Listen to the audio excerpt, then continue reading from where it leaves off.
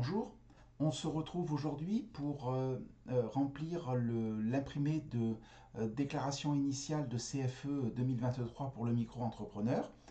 Euh, Imprimé qui n'est pas compliqué, mais pour lequel il faut avoir deux, trois renseignements qui vous permettent d'éviter une erreur sur certains champs. Bon, la première page n'appelle pas de commentaires particuliers, vous allez voir. Si vous avez reçu l'imprimé par la poste envoyé par les impôts, certains les champs en début de page seront enseignés. Si vous n'avez pas reçu l'imprimé et que vous devez le télécharger, vous allez devoir effectivement indiquer, eh bien, comme je vais le faire à présent, votre département.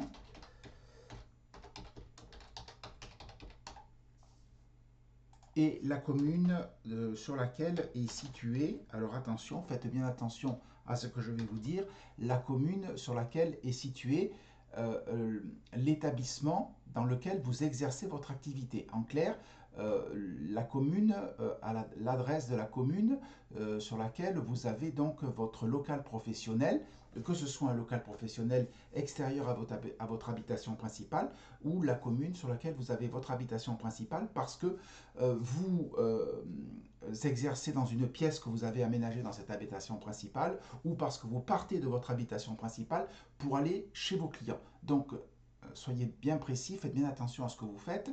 Le département et la commune que vous indiquez ici sont le département et la commune de votre local professionnel. Euh, Soit votre résidence d'habitation, votre résidence principale d'habitation, soit le local dans lequel vous exercez. Voilà. Alors, le SIE de rattachement, si vous avez reçu l'imprimé par la poste, l'adresse du SIE sera indiquée. Si vous le complétez parce que vous l'avez téléchargé, je vous ai mis dans le tutoriel l'URL pour aller récupérer l'adresse de votre SIE. Et ensuite, on continue. Il n'y a pas de piège particulier. Donc là, vous indiquez, attention, faites bien attention, vous indiquez votre nom. Oubliez tout ce qui est, non commercial. Vous savez que juridiquement, le sirène qui vous a été attribué est rattaché à votre nom et à votre prénom. Faites-y bien attention. Ensuite, vous mettez votre activité.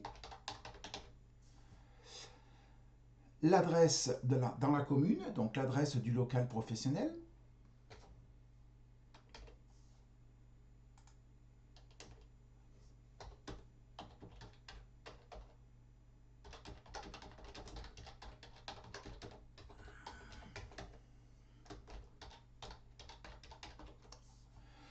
L'adresse où doit être envoyé l'avis d'imposition en cas d'édition sous format papier, bon, là, vous oubliez, la CFE est totalement dématérialisée, c'est pas la peine de vous embêter à reproduire là l'adresse, ça ne sert strictement à rien.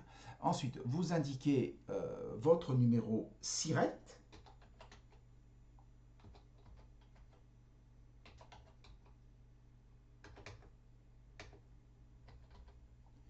votre code APE. Ensuite, on vous demande si vous exercez une activité artisanale ou non. Donc, il suffit de cocher la case correspondante. Oui, si vous exercez une activité artisanale. Non, si vous n'exercez pas d'activité artisanale. Le comptable, vous oubliez. Non concerné. Un micro-entrepreneur n'a pas de comptable. Donc, ce n'est pas la peine de vous poser la question de savoir ce que vous devez mettre dans ces champs-là. Vous indiquez NC pour non concerné. Ensuite, le cadre A2 est intéressant. Le cadre A2 est destiné aux micro-entrepreneurs qui exercent à partir de leur habitation principale.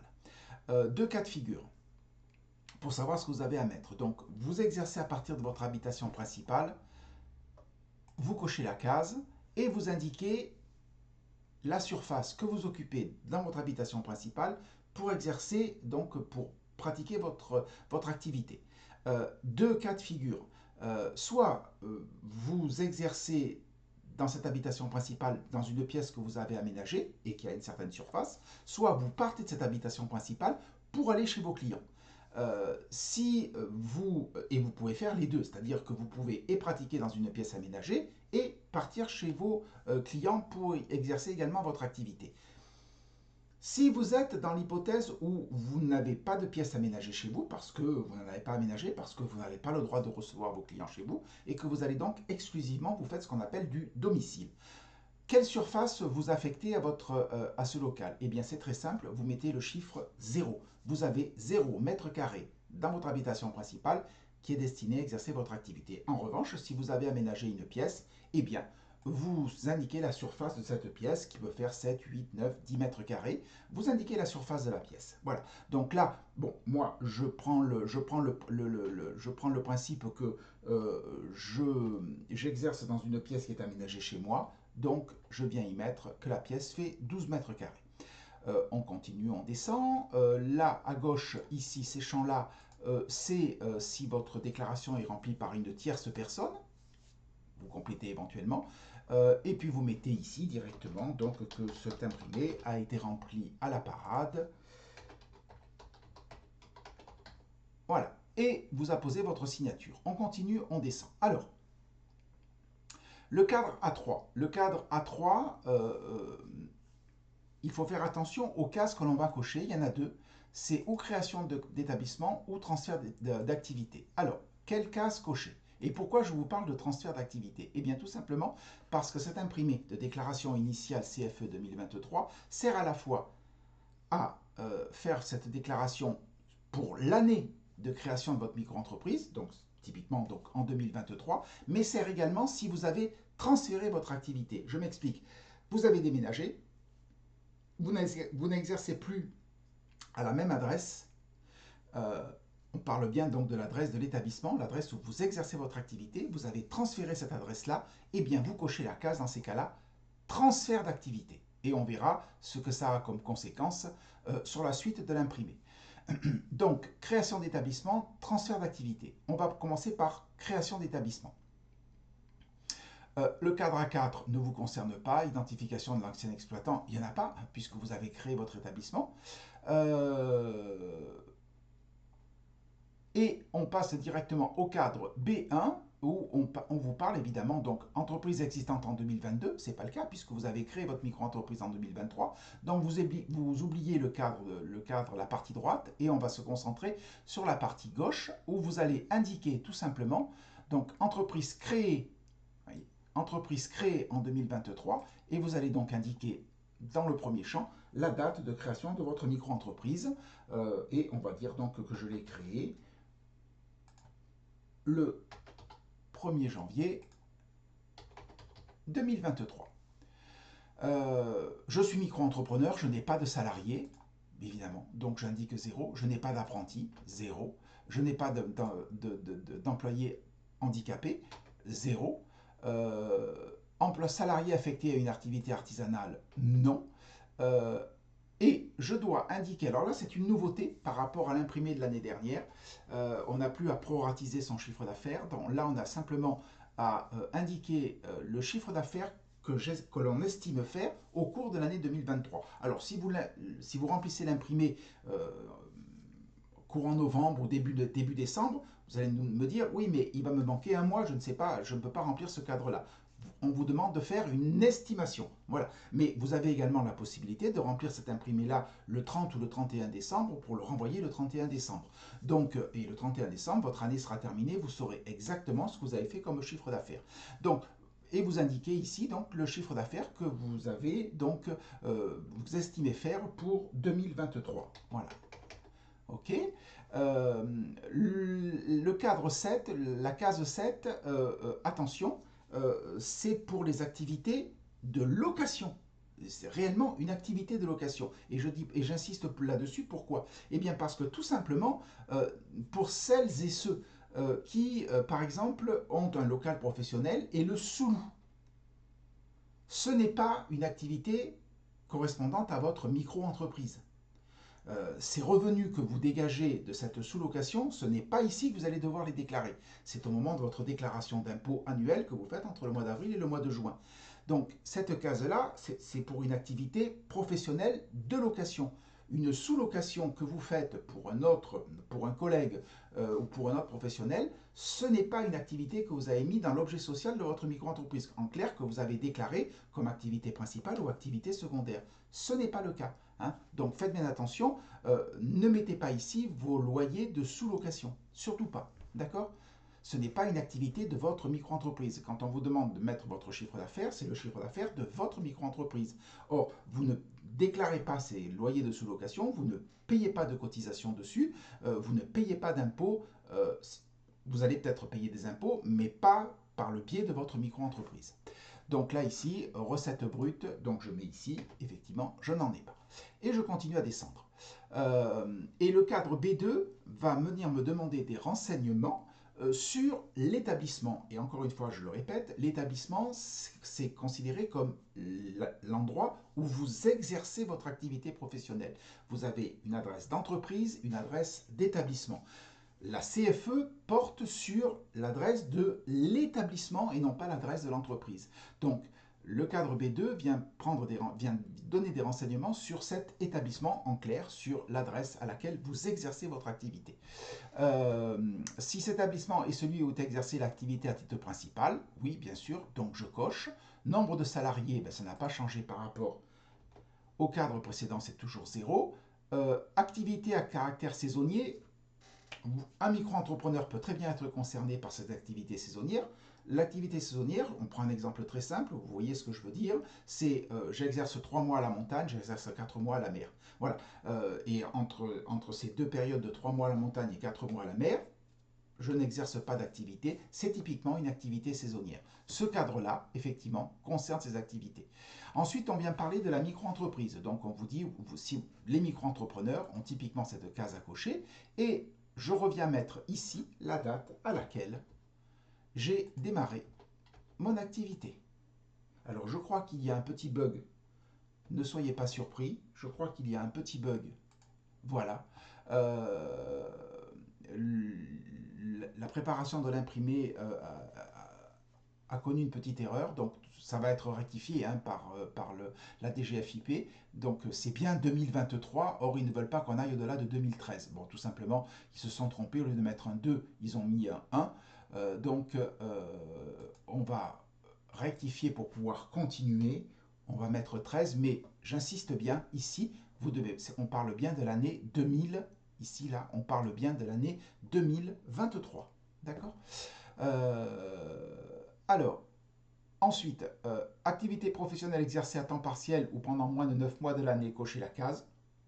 Si tel est le cas, bon, très bien. Et puis pour les activités éoliennes, produisant de l'énergie électrique, raccordement au réseau, etc., etc., ça ne concerne pas les micro-entrepreneurs. Donc les cases 7, 8 et 9, il n'y a strictement rien à mettre. Et on continue, tranquillement. Et il y a quelque chose qui est dit ici et qui est très important. Vous êtes dispensé de remplir ce cadre si vous avez coché la case A2 de la page 1. Alors, qu'est-ce que c'est la case A2?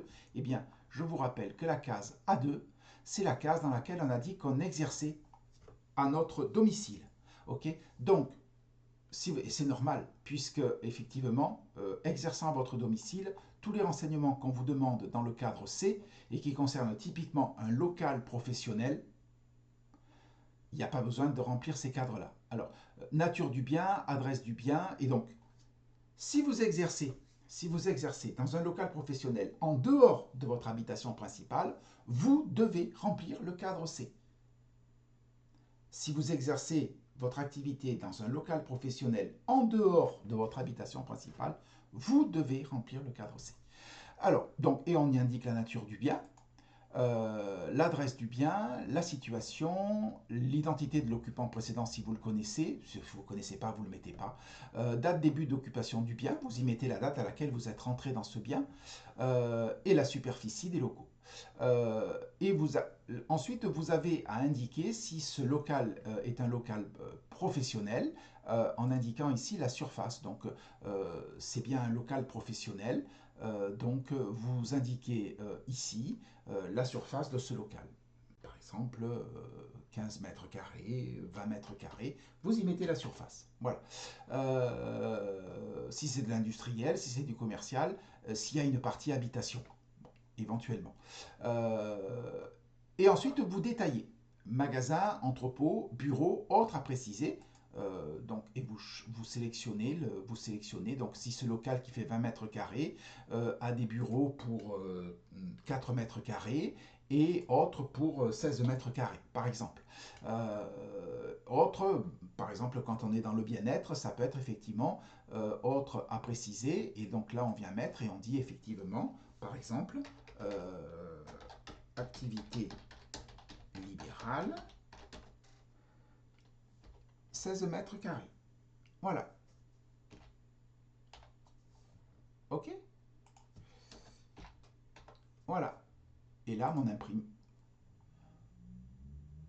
OK, donc ça, ils n'en veulent pas. Et là, ici, est-ce qu'ils en... Oui, là, c'est bon. Voilà, donc on doit mettre 4, 100 mètres, mètres carrés ou quoi que ce soit. Là, je ne sais pas pourquoi ils me l'ont accepté. Mais enfin, en principe, ça ne devrait pas passer. Hein. 16 mètres carrés, on devrait mettre simplement 16. À titre d'exemple. Vous indiquez si vous êtes propriétaire. Si vous êtes locataire, attention. Si vous êtes locataire, vous cochez, mais attention, vous devez indiquer le nom et l'adresse de votre propriétaire. OK. On continue. Vous pouvez également être sous-locataire et avoir une CFE à payer. C'est normal. Donc, vous indiquez le nom, toujours pareil, le nom et l'adresse du propriétaire, mais vous allez également indiquer le nom du titulaire du bail, le bail principal, la personne qui est réellement locataire et qui vous a sous-loué une partie de ce local. Voilà. En domiciliation commerciale, en domiciliation gratuite, et si vous partagez des locaux, le nom des autres utilisateurs. Indiquez les places de parking, si vous êtes en SCM, si vous êtes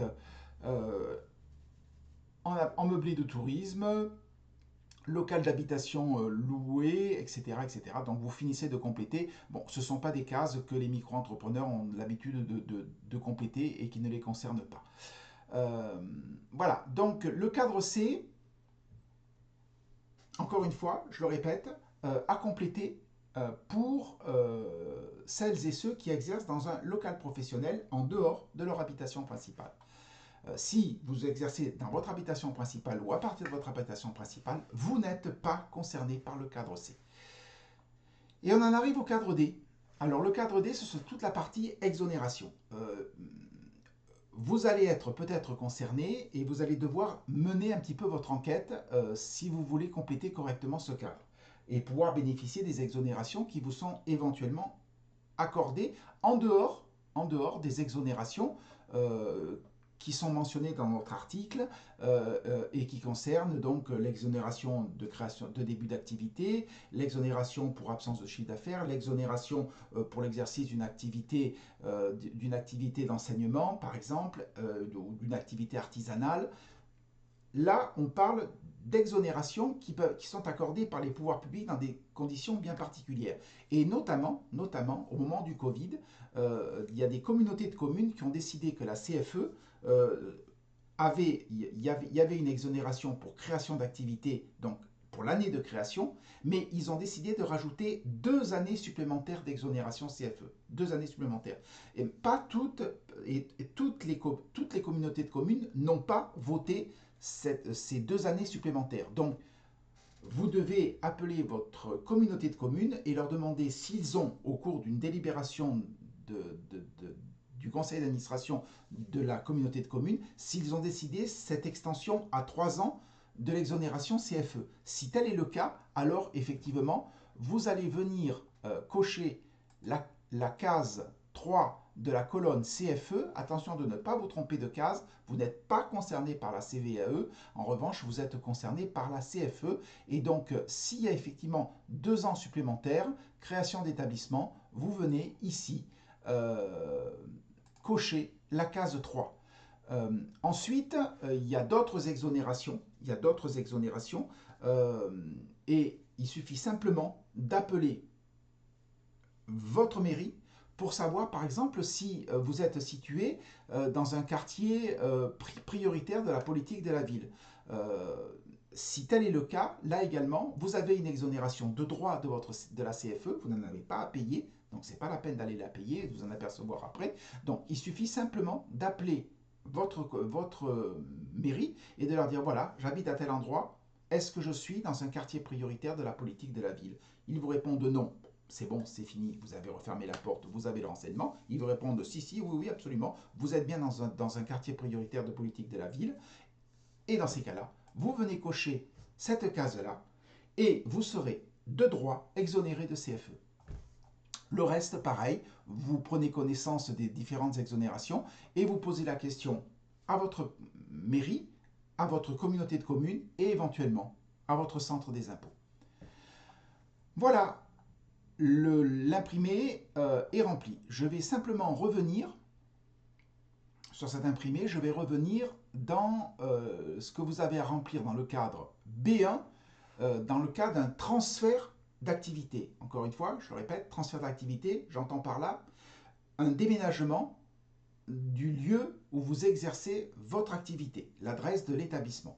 Donc dans ces cas-là, vous oubliez la partie gauche du cadre B1, puisque ce n'est pas une entreprise qui a été créée en 2023, c'est une entreprise qui est déjà existante en 2022, et donc on va venir effacer ces renseignements. Voilà.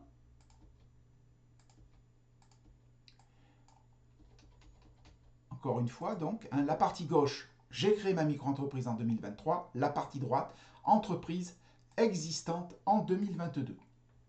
Et j'indique ici la date de création de ma micro-entreprise. Donc ma micro-entreprise, je l'ai créée le 1er janvier, par exemple, hein, 2022. Mais ça peut être 2021, ça peut être 2020. Hein. OK.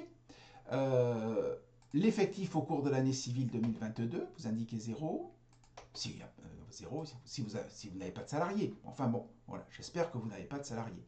Activité artisanale 0. Et là, pareil, on vous demande votre chiffre d'affaires réalisé en 2022. Donc là, vous mettez le chiffre d'affaires que vous avez. Bon, je vais mettre moi 30 000. C'est le chiffre d'affaires que j'ai fait en 2022. Et là, toujours pareil, le cadre 14, attention, n'y mettez pas les loyers d'une sous-location que vous feriez à un collègue, à un confrère. Ce n'est pas l'activité de votre micro-entreprise. On indique dans les recettes brutes ou chiffre d'affaires, le chiffre d'affaires de votre micro-entreprise pour une activité que vous avez déclarée en activité principale ou en activité secondaire. Voilà. Le cadre B2,